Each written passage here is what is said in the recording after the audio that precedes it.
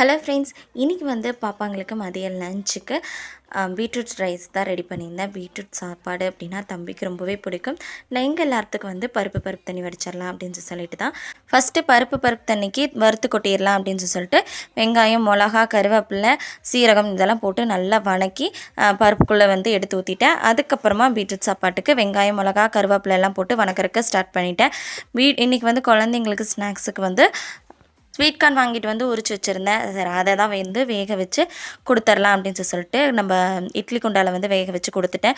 ரொம்பவே சூப்பராக இருக்கும். இந்த பீட்ரூட் சாப்பாடு செய்கிறதுமே ரொம்ப ஈஸி தான். வெங்காயம், கருவேப்பிலை, மிளகாய் இதெல்லாம் போட்டு நல்லா வணக்கிட்டு அதை நல்லா வணங்கினதுக்கப்புறமா துருவி வச்சுருக்கிற பீட்ரூட்டு, உப்பு, மஞ்சத்தூள் போட்டு நல்லா வணக்கி விடுங்க. நான் கொஞ்சமாக தண்ணி ஊற்றி அதை நல்லா வெந்ததுக்கப்புறமா சாப்பாடு போட்டு கிளறி கொடுத்தீங்க அப்படின்னா சூப்பராக இருக்கும். ட்ரை பண்ணி பார்த்துட்டு எப்படி இருந்துச்சுன்னு கமெண்டில் ஷேர் பண்ணுங்கள். நேத்திக்கு வந்து கமெண்ட் பண்ண எல்லாத்துக்கும் ஒரு பெரிய தேங்க்ஸ் சொல்லிடலாமா? யார் யாருன்னு பார்த்தீங்கன்னா, நாகராஜ், கங்கா, யுவாசங்கி, ராதா பிரதாப், மகராசி, முகமத் உசீஃப், முகமத் சாஜித், இவங்க எல்லாத்துக்கும் ஒரு பெரிய தேங்க்ஸ். உங்களுடைய லவ் அண்ட் சப்போர்ட்னால மட்டுமே என்னால் ரெகுலராக வீடியோ போட முடியுது. Thank you so much. டிஃபன் எல்லாமே பேக் பண்ணி குட்டீஸுங்களை கொண்டு போய் ஸ்கூலில் விட்டுட்டு வந்தாச்சு. இதுக்கப்புறம் அப்படியே பொங்கல் கிளீனிங் ஸ்டார்ட் பண்ண வேண்டியதான். நீங்கள் என்ன பண்ணுறீங்கன்னு கமெண்ட்டில் ஷேர் பண்ணுங்கள். தேங்க்ஸ் ஃபார் வாட்சிங்.